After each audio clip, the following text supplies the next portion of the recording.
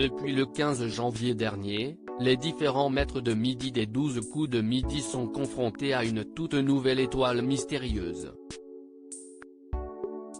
Quentin, candidat ayant découvert Benabar sous la précédente étoile mystérieuse, a eu l'occasion de se confronter pendant quelques jours à cette toute nouvelle épreuve finale avant d'être éliminé le 17 janvier.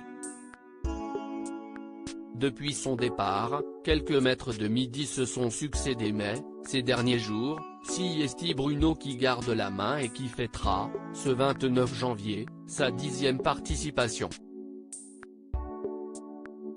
Plusieurs indices sont, d'ores et déjà, visibles. La photo de base est celle du Kilimandjaro, célèbre montagne de Tanzanie.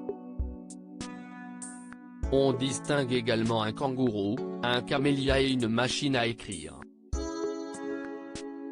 Chez les fans des 12 coups de midi, on fait marcher les neurones et on commence déjà à proposer des noms. Celui de Laurent Voulzy est celui qui revient le plus souvent. Certains évoquent notamment sa chanson Saute en l'air pour expliquer la présence du kangourou. D'autres fidèles du jeu présenté par Jean-Luc Reichmann évoquent, quant à eux, Nicole Kidman avec l'animal pour ses origines australiennes, la machine à écrire pour le métier de son père qui est écrivain et le Kilimandjaro pour son film Hemingway Evangelion.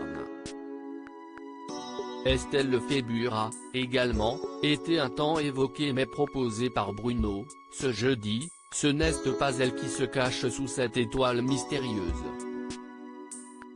Étoile mystérieuse des 12 coups de midi, qui détient le record?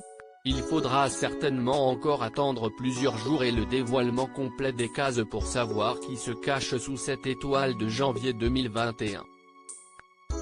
Le maître de midi qui parviendra à la découvrir entamera, quant à lui, sa course derrière Éric Le Breton et Christian Quesada, co-détenteurs du nombre d'étoiles découvertes avec 7 bonnes réponses pour l'un et pour l'autre.